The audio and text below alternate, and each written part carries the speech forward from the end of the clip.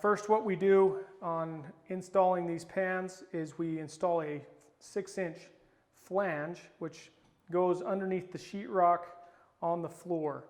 And I will demonstrate that by using our culture marble material as that flange.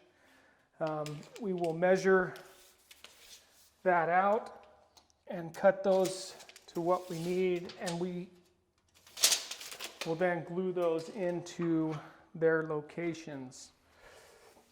So we've had some pre-cut flange here, make sure they fit.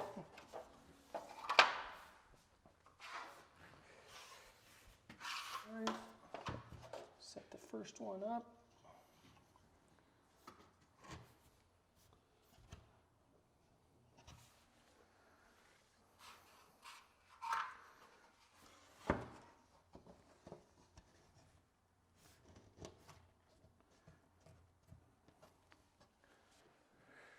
Grab our square, make sure that as square as we can. Some walls don't allow for being square, so we have to adjust on our cutting. We have a 90-degree curb installation. We will cut our 90-degree curb, set it in place, and then we will trace that to cut the base of our floor. And then once we have all those cuts, we'll glue it all together and assemble the base. Okay, so the first part of installation of a shower pan with a 90-degree angle like we have here in our showroom is getting your U-curb cut to a 45-degree angle and laying it in place with the other curb to get our dimensions of our shower pan. So as we come in the shower, place those curbs where they need to be.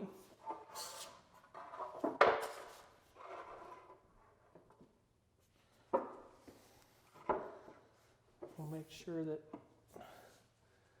they're exactly where we want them. Take our framing square, make sure we got a nice square corner, and it is perfectly square. At this point, once we get our curb set where we know where the outside of our shower is going to be, we'll mark the inside of that curb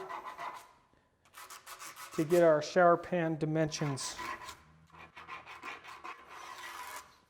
Once we get to that point, we will set our curbs aside. We will get our shower pan dimensions and our drain location. The shower pans come with a hole already into the shower pan with that 2-piece application for the drain. So a nice factory finished drain hole.